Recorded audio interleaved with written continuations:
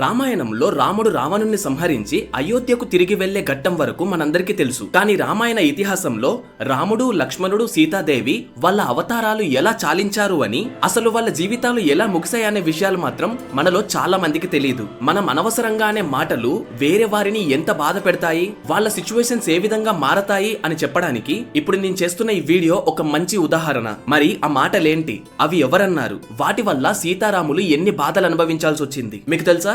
వాళ్ళ అవతారాలు చాలించడానికి కారణమైన మాటలు కూడా అవే. శ్రీరామచంద్రుడు అంటే ప్రాణంగా భావించే ఆంజనేయుడు శ్రీరాముల వారు అవతారాన్ని చాలిస్తాను అంటే ఒప్పుకున్నారా? అలాగే సీతాదేవి, లక్ష్మణులు ఎలా, ఎందుకని వాళ్ళ అవతారాలను చాలించారు? అండ్ శ్రీరామచంద్రుని తర్వాత అయోధ్యకి రాజైంది ఎవరు? అసలు మహర్షి వాల్మీకి గారి రామాయణంలో ఏముంది? ఇవన్నీ కూడా ఈ వీడియోలో చాలా క్లియర్ గా చెప్తాను. So let's get into the video. యుద్ధకాండంలో భీకర యుద్ధం తర్వాత శ్రీరాముల వారు రావణుని చంపేసిన తర్వాత యుద్ధం ముగిసింది. రాముడు లంకలోకి వెళ్లి సీతాదేవిని కలిశాడు. శ్రీరాముని ఆజ్ఞ మేరకు సీతాదేవి వానరసేన అందరి ముందు అగ్ని పరీక్షలో పాల్గొంది. అప్పుడు స్వయాన అగ్నిదేవుడే తన చేతులతో సీతమ్మను బయటకు తీసుకొచ్చి, శ్రీరామ, సీతమ్మ అగ్నిలో అడుగు పెట్టగానే ఆమె చీర పోగు కూడా అంటుకోలేదు. అంతేకాకుండా ఆ వేడికి కనీసం సీతాదేవి మెడలో ఉన్న పూలు కూడా వాడిపోలేదు. స్వామి, సీతమ్మ లంకలో ఉన్న సరే ఆవిడ మీ గురించి తప్ప వేరే ఎవరి గురించి ఆలోచించలేదు. కనీసం ఆమె ఆలోచనల్లో కూడా వేరే ఎవరూ రాలేదు. సీతమ్మ ఒక మహాపతివ్రత, ఆవిడను మీరు ఖచ్చితంగా అంగీకరించాలి అని చెప్తారు. ఇక రాముడు కూడా సీతమ్మ దగ్గరికి వెళ్లి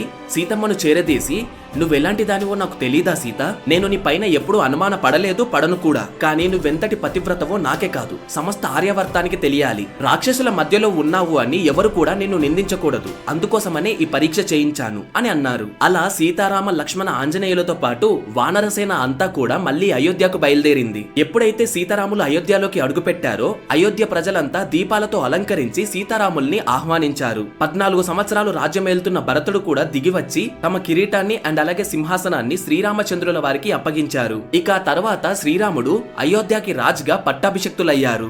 ఆ టైంలో సమస్త అఖండ భారతదేశం కూడా ఒక గోల్డెన్ పీరియడ్ లోకి ఎంటర్ అయింది. ఆ గోల్డెన్ పీరియడ్ పేరే శ్రీరామ రాజ్యం. శ్రీరాముల వారు రాజ్యం చేస్తున్నప్పుడు ఆ రాజ్యంలో ఉన్న ప్రజలంతా కూడా చాలా మనశ్శాంతిగా, చాలా ఆరోగ్యంగా ఉండేవారు. చాలా వర్షాలు కురిసేవి అండ్ పంటలు కూడా బాగా పండేవి. ఆ కాలంలో ఎలాంటి ప్రకృతి వైపరీత్యాలు కూడా జరిగేవి కావు. చాలా వరకు ఎవరు అధర్మాన్ని చేయాలి అని చూడలేదు. ఒకవేళ చేసిన వారికి కూడా ఖచ్చితంగా శిక్ష పడింది. అయితే మీకు లంకలో జరిగిన సీతాదేవి అగ్ని పరీక్ష గురించి చెప్పాను కదా. ఆ అగ్ని పరీక్ష ముగిసిన తర్వాత శ్రీరామచంద్రుడు ఒక మాట అన్నారు. సీత, ఈ అగ్ని పరీక్ష ద్వారా నువ్వెంతటి పతివ్రతవో అందరికీ తెలిసిపోయింది. ఇకపై నీ మీద ఎవరు అనుమానపడరు, ఎవరు ఒక్క మాట కూడా అనరు. ప్రజల నుండి, వారి మాటల నుండి నీకు ఏ విధమైన ఇబ్బంది కలగదు అని అన్నారు. కానీ జరగాల్సింది జరిగి తీరుతుంది. దాన్ని సాధారణ మనుషులమైన మనము ఆపలేము, సాక్షాత్తు విష్ణుమూర్తి అవతారమైన శ్రీరాముల వారు కూడా ఆపలేకపోయారు. త్రేతాయుగం ముగిసిపోవాలి, ద్వాపర యుగం ప్రారంభం అవ్వాలి. ఇవన్నీ జరగాలి అంటే శ్రీరామచంద్రుల వారు అవతారాన్ని చాలించాలి.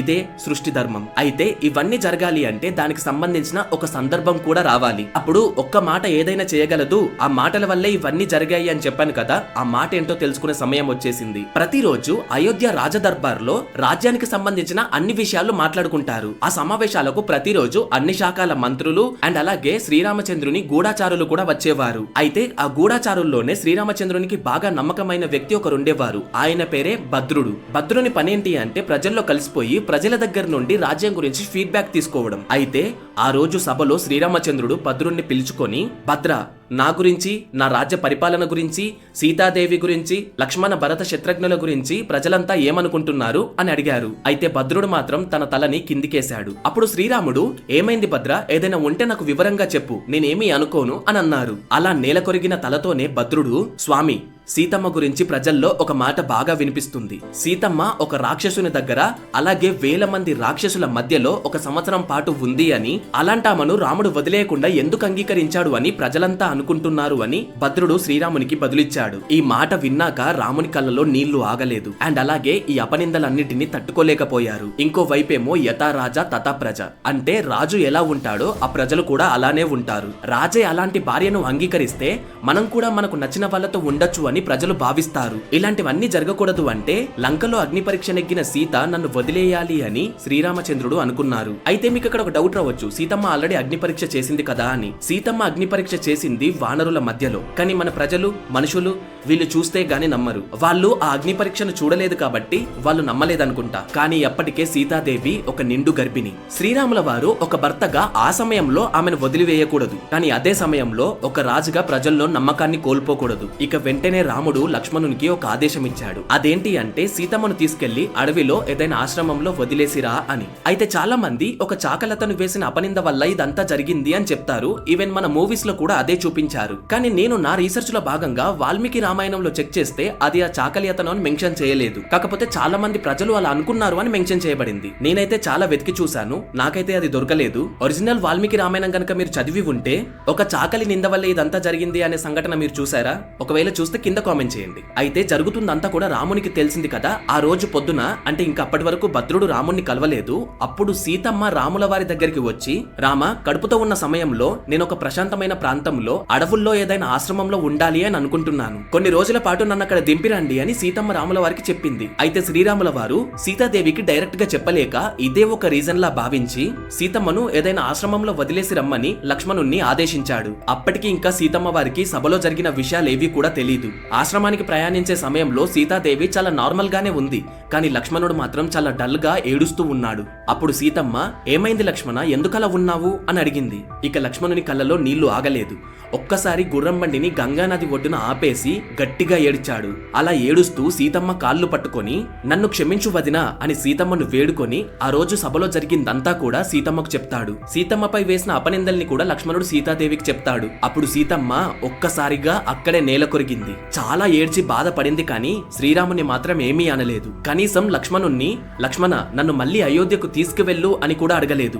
లక్ష్మణుణ్ణి పిలిచి, నా భర్తకి నేనేంటో తెలుసు, కానీ ఆయన ఒక రాజు, ప్రజలకు నచ్చినట్టు మాత్రమే ఆయన ఉండాలి. నేనిక్కడ ఎన్ని బాధలు అనుభవించినా సరే ఆయన మాత్రం ప్రజల్ని బాగా చూసుకోవాలి. నేనిక్కడ ఎలా అయినా ఉంటాను అని సీతమ్మ అలా గంగానది వైపు నడుస్తూ వెళ్తుంది. అలా నడుస్తూ వెళ్తూ ఉంటే అక్కడే మోకాళ్లపై కూర్చొని ఏడుస్తున్న లక్ష్మణుడు సీతాదేవిని కనుచూపు మేర అలానే చూస్తూ ఉండిపోయారు. అయితే సీతమ్మ ఆ దట్టమైన అరణ్యంలో ఒక చెట్టు కింద కూర్చొని ఆమె గుండెల నిండా బాధతో తల బాదుకుంటూ ఏడుస్తూ ఉంది. ఇక శ్రీరాముల వారిని ఎప్పటికీ చూడలేను అనే బాధ ఆమెను కుమిలిపోయేలా చేసింది. కానీ సీతమ్మ ఏడవటం ఒక మహర్షికి వినిపించింది. ఆ మహర్షి ఎవరో కాదు, వాల్మీకి మహర్షి గారు. మహర్షి సీతమ్మ దగ్గరికి వచ్చి, స్వాగతం జనక రాజపుత్రి, శ్రీరాముని సతీమణి జానకి, నీకు ఏం జరిగిందో మొత్తం నాకు తెలుసు. నీవు బాధపడకు, నీవు నా ఆశ్రమంలోనే ఉండు, ఇప్పటి నుండి నీవు నా దగ్గరే ఉంటావు అని సీతమ్మను ఆశ్రమంలోకి తీసుకెళ్లాడు. సీతాదేవి కూడా కళ్ళు తుడుచుకొని ఆశ్రమానికి వెళ్ళింది. ఇక లక్ష్మణుడు కూడా మళ్ళీ అయోధ్యకు చేరుకున్నాడు. కానీ లక్ష్మణుడు సీతమ్మ ఉన్నప్పుడు చూసిన అయోధ్యకి ఇప్పుడు చూస్తున్న అయోధ్యకి చాలా తేడా ఉంది. శ్రీరాముల వారు తమ సింహాసనంపై రాజసంతో కూర్చోలేదు,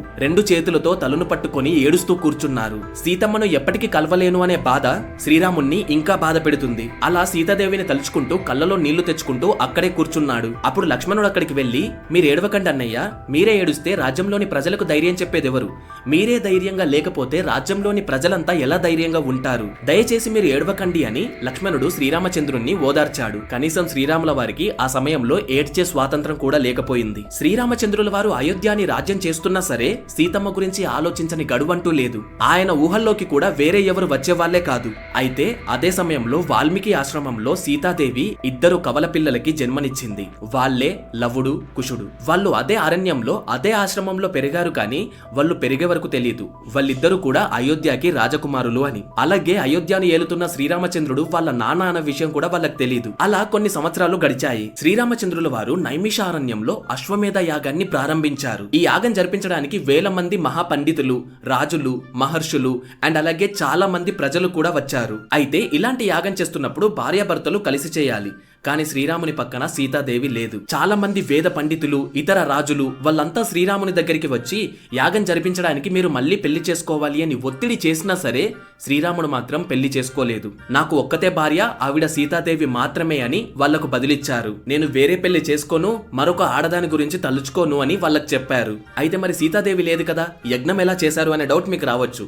రాముడు సీతమ్మ తల్లి యొక్క బంగారు విగ్రహాన్ని చేయించి ఆ విగ్రహాన్ని పక్కన పెట్టుకొని ఆ యజ్ఞాన్ని పూర్తి చేశారు. చేశారు. అయితే అదే యజ్ఞానికి వాల్మీకి మహర్షి కూడా లవకుశులను తీసుకొని వచ్చారు. వాళ్ళకి రామాయణం మొత్తాన్ని ఒక పాటలో నేర్పించి ఆ యజ్ఞంలో పాడమని పంపించారు. అంతేకాకుండా వాల్మీకి మహర్షి ఒకవేళ మీరు ఎవరు అని గనక శ్రీరాముల వారు అడిగితే మేము వాల్మీకి మహర్షి యొక్క శిష్యులము అని మాత్రమే చెప్పాలి అని వాళ్లకు ఒక కండిషన్ పెట్టారు. అయితే చిన్నపిల్లలైన లవకుశులు ఇద్దరు కూడా ఆ రామాయణం పాట పాడితే అక్కడున్న వాళ్ళందరూ కూడా వాళ్ళ చుట్టూ చేరుకుంటూ ఆ పాటను వింటూ ఉన్నారు. వాళ్ళిద్దరూ పాడుతూ ఉంటే అక్కడున్న ప్రజలంతా కూడా మంత్రముగ్ధులయ్యారు. అయితే అదే సమయంలో యజ్ఞంలో ఉన్న శ్రీరామచంద్రుల వారు కూడా ఆ పాటను విన్నారు. అప్పుడు అర్థమైంది శ్రీరామునికి ఆ ఇద్దరు పిల్లలు పాడుతున్నది ఏదో కాదు, ఆయన జీవితమే అని. అయితే ఆ పాటలో సీతారాములు ఎలా విడిపోయారు అనే పాట వచ్చేసరికి రామునికి కళ్ళలో నీళ్ళాగలేదు. అప్పుడు లవకుశులు చెప్పకపోయినా సరే శ్రీరామునికి అర్థమైపోయింది వాళ్ళిద్దరు కూడా ఆయన కొడుకులే అని. ఇక యజ్ఞమంతా ముగిసిన తర్వాత శ్రీరామచంద్రుడు వాల్మీకి మహర్షికి ఒక సందేహాన్ని పంపించారు. అందులో ఏం రాసి ఉంది అంటే, సీతాదేవిని లవకుశుల్ని రేపు అయోధ్యకి తీసుకురండి మహర్షి. అక్కడ ఒక పరీక్ష నిర్వహించి సీతాదేవి పతివ్రత అని అందరికీ నిరూపించి సీతాదేవిని అండ్ అలాగే నా పుత్రులను నాతోనే ఉంచుకొని వాళ్ళను బాగా చూసుకుంటాను అని రాశారు.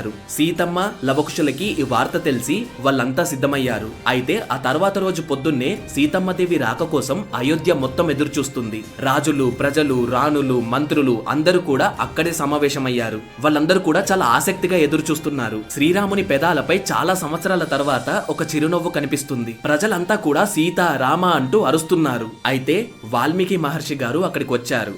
ఆయన వెనకాలే సీతాదేవి కూడా కొన్ని సంవత్సరాల తర్వాత మళ్ళీ అయోధ్యలో అడుగుపెట్టింది. ఎప్పుడైతే సీతాదేవి కొన్ని సంవత్సరాల తర్వాత శ్రీరాముణ్ణి చూసిందో అప్పుడే ఆమె కళ్ళ నుండి నీళ్లు బయటకొచ్చాయి. అసలు మళ్ళీ కనీసం చూసుకోలేమో అని అనుకున్నారు, కానీ విధిరాత వల్ల మళ్ళీ చూసుకున్నారు. అప్పుడు వాల్మీకి మహర్షి, ఓ రామ, నువ్వు ప్రజల మాట విని సీతాదేవిని నా ఆశ్రమంలో వదిలేశావు. సీతాదేవి ఒక మహాపతివ్రత, సీతాదేవి ఒక పవిత్రమైన స్త్రీ. నేను నా జీవిత కాలంలో ఇప్పటికీ ఒక్క అబద్ధం కూడా ఆడలేదు. సీతాదేవి గనక తన ఆలోచనల్లో అయినా సరే ఎవరినైనా వేరే పురుషుని గురించి తలుచుకొని ఉంటే నేను వందల సంవత్సరాలుగా చేస్తే వచ్చిన ధ్యాన ఫలం కూడా మొత్తం పోతుంది అని వాల్మీకి మహర్షి గారు ఆయనకు ఆయనే సవాలు వేసుకున్నారు. అప్పుడు శ్రీరాముడు లేచి, ఓ మహర్షి, సీతాదేవి ఎంత పవిత్రమైనదో నాకు ఎప్పుడో తెలుసు. ఇదే మాటను నేను లంకలో అగ్ని పరీక్ష చేసినప్పుడు కూడా చెప్పాను. ఈ పరీక్ష నా కోసం కాదు, కొంతమంది ప్రజలు సీతాదేవిపై అపనిందలు మోపారు. అవన్నీ పోవాలి అంటే ఈ పరీక్ష జరగాలి. అప్పుడే ఈ ప్రజలకు ఒక సమాధానం దొరుకుతుంది. మళ్ళీ ఇలాంటి ఇంకొక ప్రశ్న ఎప్పటికీ తలెత్తదు అని బదులిచ్చారు. ఇక అప్పుడు సీతాదేవి ప్రజలందరి మధ్యలోకి వచ్చి గంభీరమైన గొంతుతో, నా పిల్లలకు జన్మనిచ్చాను, నా వంతు కర్తవ్యం ముగిసింది. ఇంకా చాలా గంభీరంగా, అమ్మ భూమాత, నేను గనక నా ఆలోచనల్లో అయినా సరే వేరే పురుషుని గురించి గనక ఆలోచించినట్లయితే, నా మనసులో శ్రీరాముని తప్ప వేరే ఎవరినైనా పూజించినట్లయితే, నా మాటల్లో చేతల్లో అలాగే మనసులో కూడా శ్రీరాముని తప్ప వేరే ఎవరినైనా ఆరాధించినట్లయితే, ఓ భూమాత, నన్ను ఇక్కడే వదిలేయి. ఒకవేళ ఇవన్నీ గనక తప్పైతే నన్ను నీలోనే చేర్చుకొని నన్ను కూడా ఇక్కడి నుండి తీసుకొని వెళ్ళు. భూమిని రెండుగా చీల్చుకొని ఒక సింహాసనం బయటికెళ్ళింది. అందులో భూమాత కూర్చుంది. ఏది మాట్లాడకుండా సీతమ్మను భూమాత తన ఒడిలోకి తీసుకొని మళ్ళీ భూమిలోకి వెళ్లిపోయింది. అంటే సీతమ్మ ఈ పరీక్షలోనూ నెగ్గింది. అప్పుడు ప్రజలందరికీ అర్థమైంది సీతమ్మ ఎంత పవిత్రమైనదో అని. వాళ్ళు చేసిన తప్పు కూడా ప్రజలకు అర్థమైంది. మళ్ళీ సీతమ్మ నా దగ్గరికి వస్తుంది అని ఆశలు పెంచుకున్న రామునికి మాత్రం శోకమే మిగిలింది. సీతాదేవి అలా తమ అవతారాన్ని ముగించేసింది. అప్పుడు శ్రీరాముడు ఏడుస్తూ కోపంతో, భూమాత, నా సీతాదేవిని నాకిచ్చేయి, లేకపోతే ఈ భూలోకాన్ని మొత్తాన్ని నాశనం చేస్తాను అని అన్నారు. అప్పుడు బ్రహ్మదేవుడు దిగి వచ్చి, ఓ రామ, నీవు ఎవరో కాదు, నీవు విష్ణుమూర్తి అవతారమువి. సీతాదేవియే లక్ష్మీదేవి.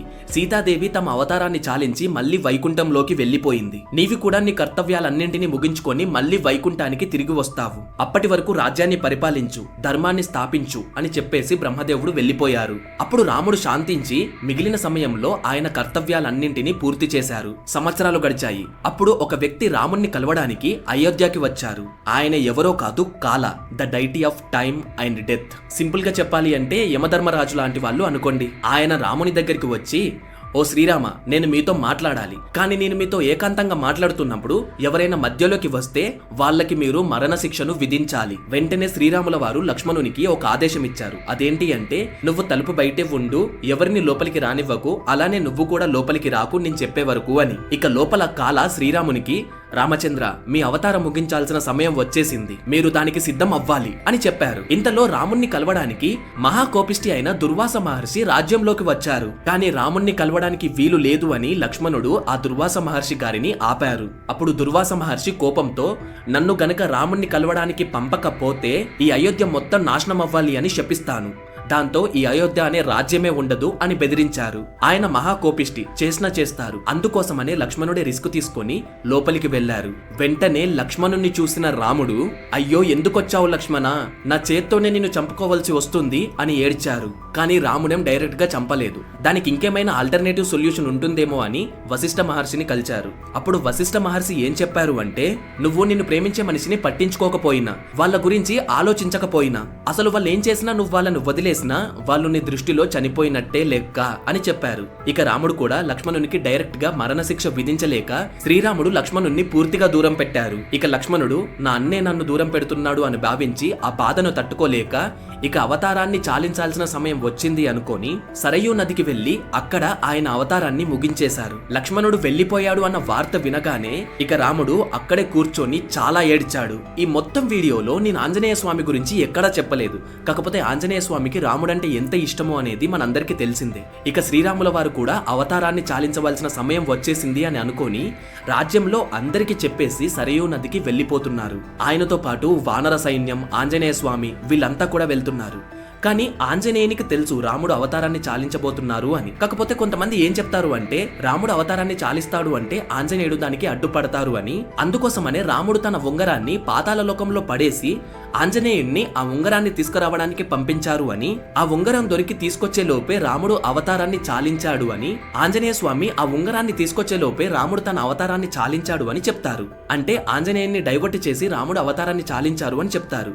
కాకపోతే వాల్మీకి రామాయణం ప్రకారం, నా రీసెర్చ్ ప్రకారం అది తప్పు. కాకపోతే వాల్మీకి రామాయణం ప్రకారం, నా రీసెర్చ్ ప్రకారం అలా జరగలేదు. రామచంద్రుల వారు అవతారాన్ని చాలించాల్సిన సమయం వచ్చేసింది అని ఆంజనేయ స్వామికి కూడా తెలుసు. ఆంజనేయ స్వామి దానికేం అడ్డు చెప్పలేదు. రామునితో అవతారాన్ని చాలించడానికి వానర సైన్యం మొత్తం కూడా వచ్చేసింది. వాళ్ళంతా సరయూ నదిలోకి వెళ్లారు. ఇక రాముడు అవతారాన్ని చాలించడం మొదలు పెట్టగానే ఆంజనేయ స్వామి రాముణ్ణి ఒక వరం అడిగారు. అదేంటి అంటే, ఓ శ్రీరామ, ఈ సమస్త భారతదేశంలో గాని, ఈ ప్రపంచంలో గాని ఎప్పటి వరకైతే మీ జీవిత చరిత్ర ప్రచారంలో ఉంటుందో అప్పటి వరకు నేను ఇక్కడే జీవిస్తాను. నేను ఇలానే చావు లేకుండా చిరంజీవిలాగా ఉండాలి అని అనుకుంటున్నాను. రామాయణం భూమి మీద ఉన్నన్ని రోజులు నేను ఇక్కడే ఉంటాను అని ఒక వరం అడిగారు. శ్రీరాముల వారు కూడా సంతోషంగా దానికి తదాస్తు అని అన్నారు. అందుకే వానర సైన్యం మొత్తం అవతారాన్ని చాలించినా సరే, జాంబవంతుడు అవతారాన్ని చాలించినా సరే, ఆంజనేయుడు మాత్రం చిరంజీవిలాగా అలానే ఇప్పటికీ మిగిలిపోయారు. ఎందుకంటే ఇప్పటికీ కూడా మన రామాయణాన్ని చెప్పుకుంటున్నాం కదా, సో ఆంజనేయ స్వామి ఇప్పటికీ ఉన్నారు. ఇక అవతారాన్ని చాలించే ముందు